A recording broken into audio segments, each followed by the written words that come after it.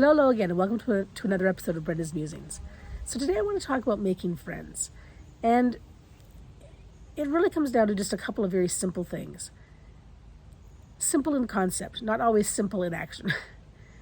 So first of all, the main number one thing is you have to be okay with just being you.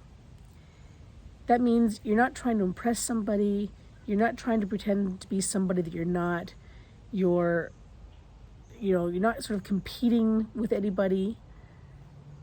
You're just being you every single moment of every single day.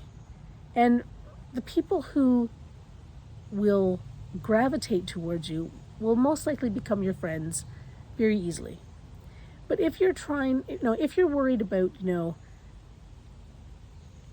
level of education, what type of music you listen to, what style of clothing you like to wear, your social economic status, like if you're worried about any stuff like that, then and you try to be somebody that you're not, you're gonna expend energy. You're gonna get to the point where you hate sort of trying to hang with this person because it's so difficult. There's not gonna be a true connection. And it's going to be this superficial sort of friendship. And it's just not going to work for the long term.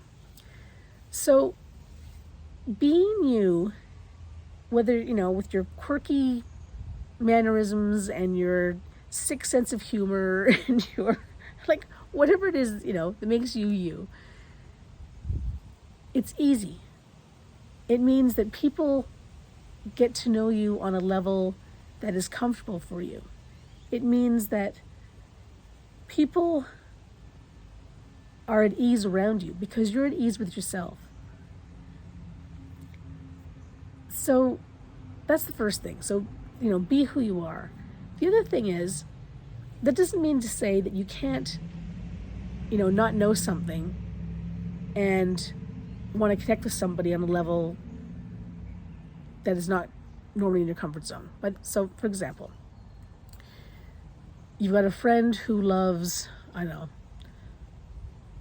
opera, and you're not really an opera fan, but you'd like to learn more about opera because it's really important to this friend or this person you're trying to get to know better.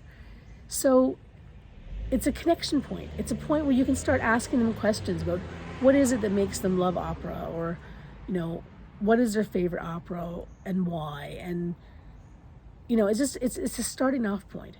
And it doesn't mean that you have to become an opera lover, although you might, but it means that you're establishing a point of connection, a point where you can talk to somebody about something. And maybe you want to go off and learn more about opera yourself. And again, it doesn't mean that you have to become, number one opera star, a fan rather.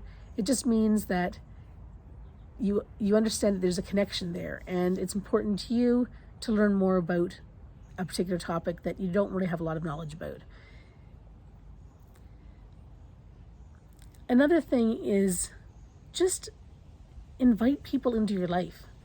Invite them to, really see who you are. So if you happen to love, art, and somebody, also thinks that art's kind of cool or whatever, then invite them into your studio.